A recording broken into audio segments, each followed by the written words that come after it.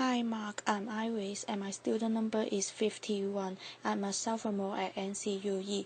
Today I'm going to read the speech. The title is Feast of Memory Anyone Can Do and the speaker is Foer.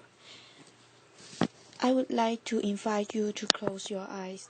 Imagine yourself standing outside the front door of your home. I would like you to notice the color of the door, the material that is made out of. Now visualize a pack of overweight noodles on bicycles. Laughter. They are competing in a naked bicycle race and they are heading straight for your front door. I need you to actually see this. They are pedaling really hard. They are sweaty. They are bouncing around a lot and they crash straight into the front door of your home. Bicycles fly everywhere. Wheels roll past you. Spokes end in awkward place. Step over the threshold of your door into your foyer, your hallway, whatever's on the other side, and appreciate the quality of the night. The night is shining down on Cookie Monsters. Cookie Monsters is waving at you from his perch on top of a tan horse. It's a talking horse. You can particularly feel his blue fur tickling your nose. You can smell the oatmeal raisin cookie that he is about to shuffle into his mouth. Walk past him into your living room. In your living room, in full imaginative broadband, picture Britney Spears. She is scantily clad. She is dancing on your coffee table, and she is singing "Hit Me Baby One More Time." And then follow me into your kitchen. In your kitchen, the floor has been paved over with a yellow brick road, and out of your oven are coming towards you Dorothy, the Tin Man, the Scarecrow, and the Lion from the Wizard of Oz, hand in hand, skipping straight towards you. Okay, open your eyes. I want to tell you about a very biased contest that is held every spring in New York City. It's called the United States Memory Championship, and I had gone to cover this contest a few years back as a science journalist, expecting, I guess, that this was going to be like the Super Bowl of France. This was a bunch of guys and a few ladies, widely varying in both age and hygienic upkeep. Laughter. They were memorizing hundreds of random numbers, looking at them just once. They were memorizing the names of thousands and thousands and thousands of strangers. They were memorizing entire poems in just a few minutes. They were competing to see who could memorize the order of a shuffle pack of playing cards the fastest. I was like, this is unbelievable. These people must be freaks of nature. And I started talking to a few of the competitors. This is a guy called Ed Cook, who had come over from England, where he had one of the best trained memories. And I said to him, Ed, when did you realize that you were a savant? And Ed was like, I'm not a savant. In fact, I have just an average memory. Everybody who competes in this contest will tell you that they have just an average memory. We have all trained ourselves to perform this utterly miraculous feat of memory using a set of ancient techniques invented 25,000 years ago in Greece, the same techniques that Cicero had used to memorize his speeches. That medieval scholars had used to memorize entire books. And I said, wow, how come I never heard of this before? And we were standing outside the competition hall and Ed, who is a wonderful, brilliant, but somewhat eccentric English guy, says to me, "Josh, you are an American journalist. Do you know Britney Spears?" I'm like, "What? No, why?" Because I really want to teach Britney Spears how to memorize the order of a shuffle pack of playing cards on United States national television. It will prove to the world that anybody can do this. Laughter.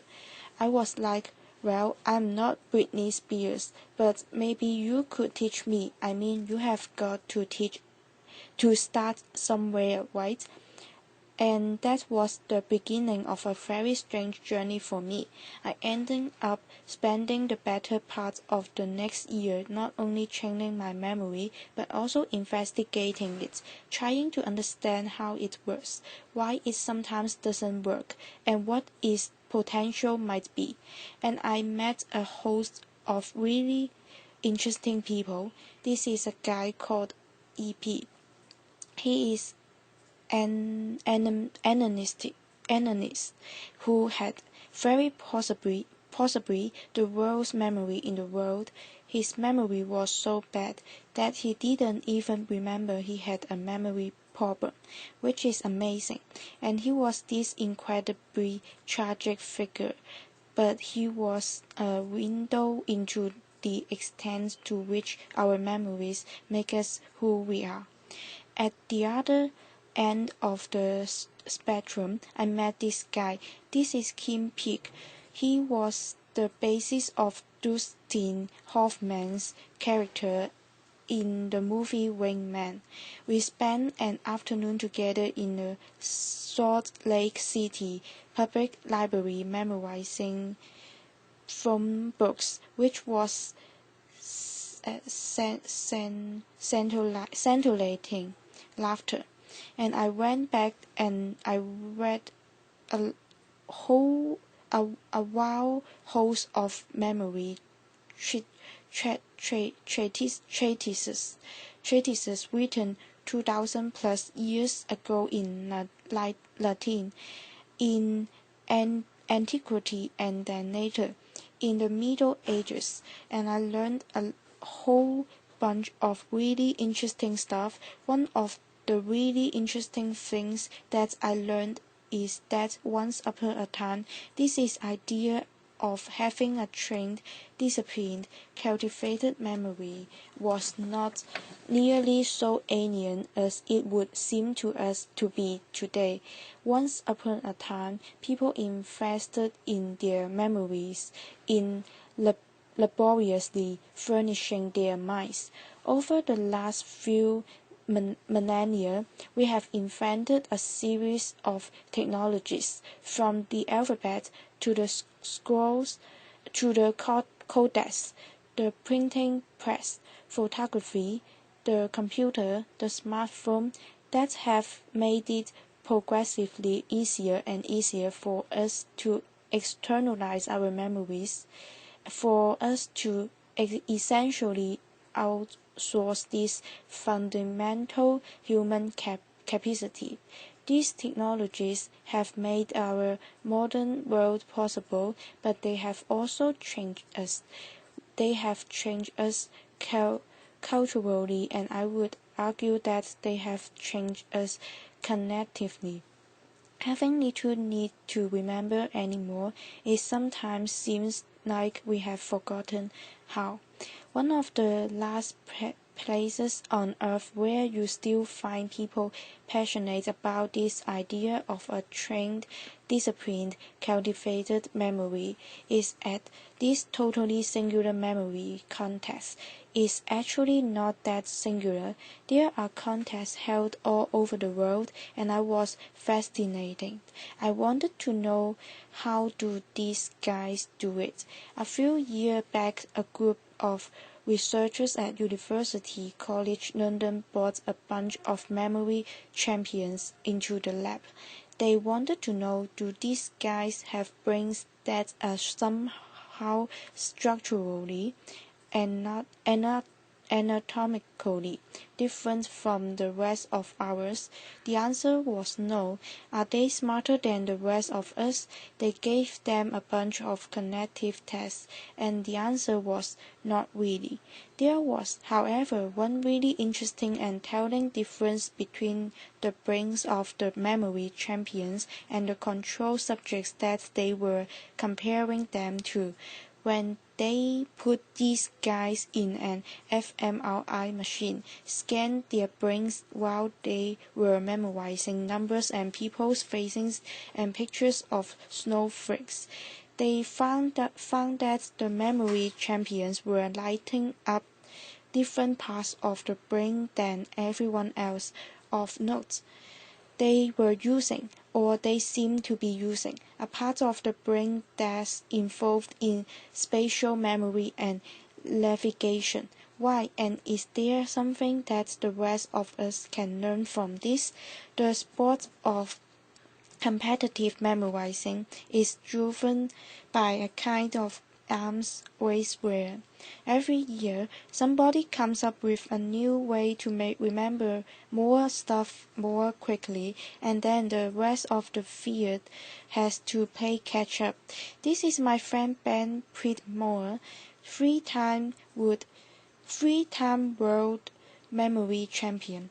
On his desk in front of him are 36 shuffle packs of playing cards that he is about to try to memorize in 1 hour using a technique that he invented and he alone has mastered. He used a similar technique to memorize the precise order of 4,140 random binary digits in half an hour. Laughter. Yeah.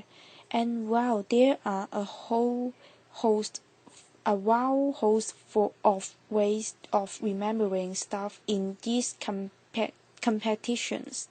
Everything, all of the techniques that are being used, ultimately come down to a concept that psychologists refer to as elaborative encoding, and is well illustrated by a nifty paradox known as the Baker paradox, which goes like this. If I tell two people to remember the same word, if I say to you, remember that there is a guy named Baker, that's his name, and I say to you, remember that there is a guy who is a baker. Okay, and I come back to you at some point later on, and I say, do you remember that word that I told you a while back? Do you remember what it was? The person who was told his name is Baker is less likely to remember the same word than the person was told his job is a baker. Same word, different amounts of remembering. That's weird. What's going on here? Well, the name Baker doesn't actually mean anything to you. It is entirely untitled from all of the other memories floating around in your school. But the common noun baker, we know bakers. Bakers wear funny white hats. Bakers have flour on their hands. Bakers smell good when they come home from work. Maybe we even know a baker, and when we first hear that word, we start putting these associational hooks into it that make it easier to fish it back out at some later date. The entire art of what is going on in this memory contest, and the entire art of remembering stuff better in everyday life, is figuring out ways to transform capital B bakers into lowercase b bakers, to take information that is lacking in context, in significance, in meaning, and transform it in some way so that it becomes meaningful in the light of all the other things that you have in your mind. One of the more elaborate techniques for doing this dates back 25,000 years to ancient Greece. It came to be known as the Memory Palace. The story behind its creation goes like this. There was a point called Simonides, who was attending a banquet. He was actually the hired entertainment, because back then, if you wanted to throw a really slamming party, you didn't hire a DJ, you hired a point, and he stands up, delivers his point from memory, walks out the door, and at the moment he does, the banquet hall collapses. Kills everybody inside. It doesn't just kill everybody, it mangles the bodies beyond all recognition. Nobody can say who was inside, nobody can say where they were sitting. The bodies can't be properly buried. Is one tragedy compounding another.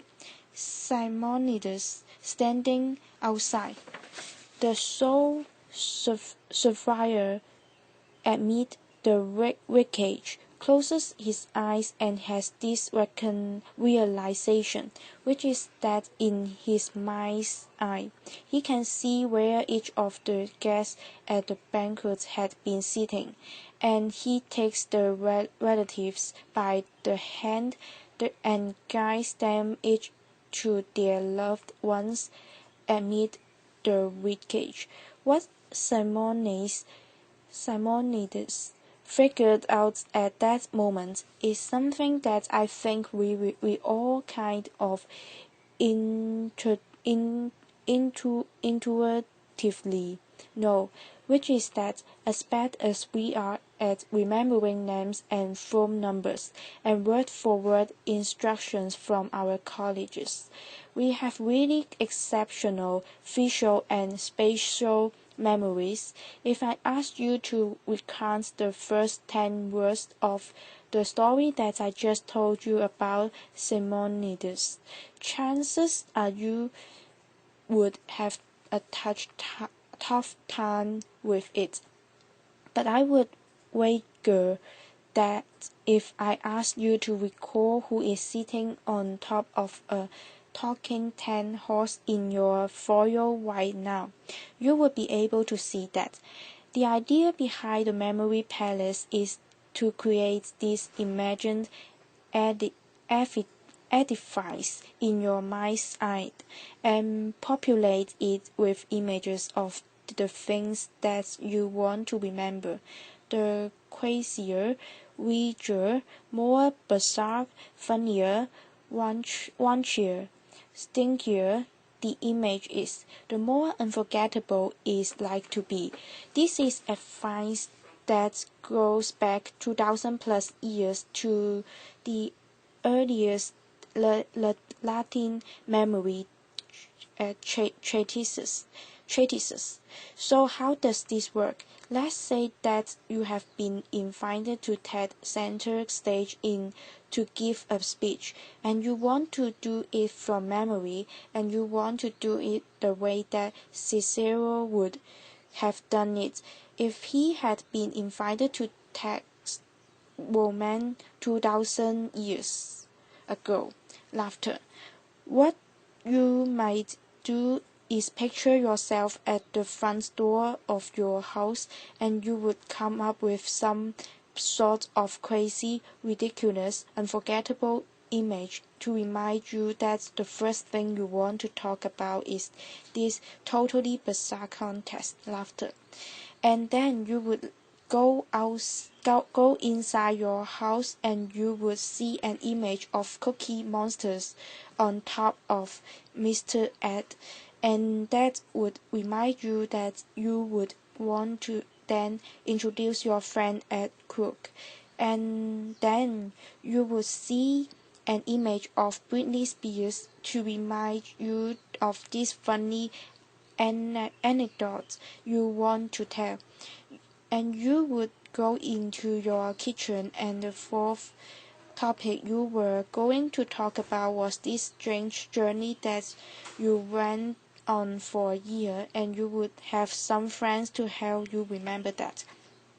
This is how Roman orators memorize their speeches, not word for word, which is just going to school you up, but topic for topic. In fact, the phrase topic sentence that comes from the Greek word topes, which means place. There's a vestige of when people used to think about oratory and we to rhetoric in this sort of spatial terms. The phrase in the first place, that's like in the first place of your memory palace. I thought this was just fascinating, and I got really into it, and I went to a few more of these memory contests, and I had this notion that I might write something longer about this subculture of competitive memorizers. But there was a problem. The problem was that a memory contest is a pathologically boring event. Laughter. Surely it is like a bunch of people sitting around taking the SATs. I mean, the most dramatic it gets is when somebody starts massaging their temples, and I'm a journalist. I need something to write about. I know that there's is incredible stuff happening in these people's minds, but I don't have access to it.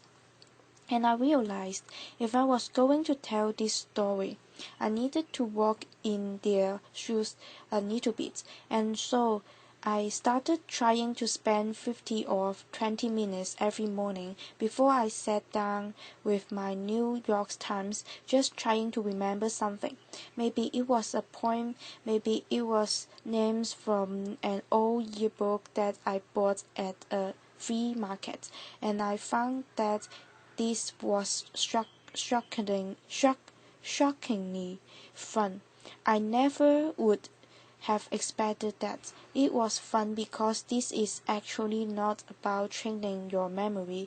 What you are doing is you are trying to get better and better at creating, at dreaming up these utterly ludicrous, raunchy, hilarious, and hopefully unforgettable images in your mind's eye, and I got pretty into it. This is me wearing my standard competitive memorizers training kit. Laughter is a pair of and earmuffs and a set of safety goggles that have been masked over except for two small pinholes, because distraction is the competitive memorizer's greatest enemy.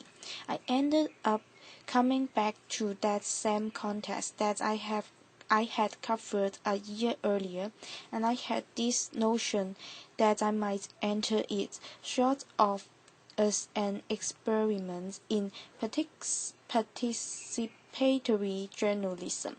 It would make, I thought, maybe a nice epilogue to all my research. Problem was, the experiment went haywire.